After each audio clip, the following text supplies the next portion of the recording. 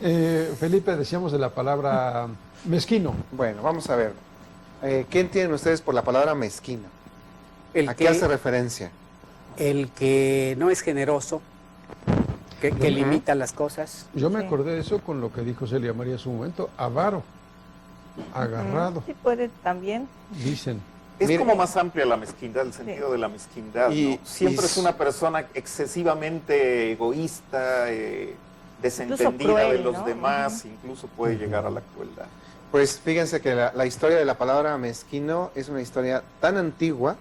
Los etimólogos dicen que ha sobrevivido a muchos imperios y se remonta incluso al Código de Hammurabi. Hombre. Y uno puede decir que tiene que ver el mezquino, o incluso esta excrescencia cutánea, como dice el diccionario, que llamamos como una verruguita este mezquino, con el Código de Hammurabi.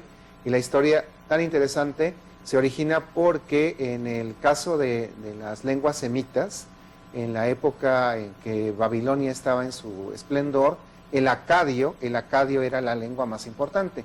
Para los lingüistas, el acadio es una lengua semita, era una lengua franca. Se le llama lengua franca a aquellas lenguas que se hablaban en muchas regiones donde existían otras lenguas. Bueno, pues en el Código de Hammurabi, estamos hablando, fíjense, más o menos sobre 1750 antes de Cristo. Existían en cuanto a las clases sociales tres principales. Los Amelu, según este código, que eran los aristócratas que tenían su propio Ekalu, que no es otra cosa que su castillo, y tenían varios turu, o sea, toros. Y estaban los Mushkenu, que eran los libres, pero con menos derechos y que trabajaban normalmente en el palacio. Y estaban los Guardu, que eran los esclavos.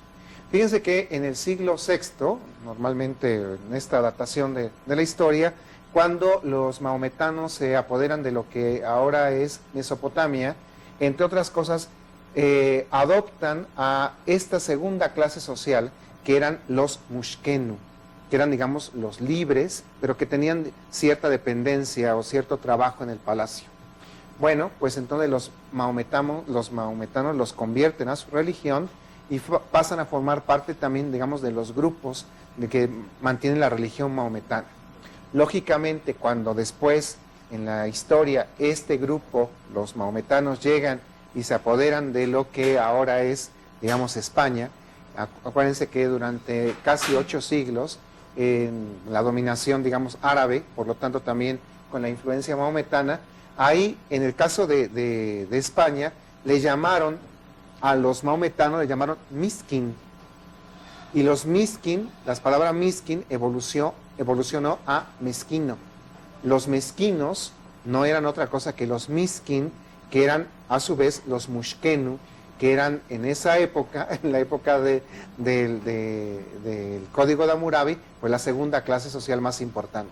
Entonces de miskin nació la palabra mezquino para referirse a este grupo pues de origen maometano, ¿no? Y después, como significaba algo molesto, pequeño, incluso que podía causar algún mal, en el español de México se le llamó rápido mezquino a esa verruga que a veces sale por los nervios, dicen las abuelitas. Qué interesante explicación.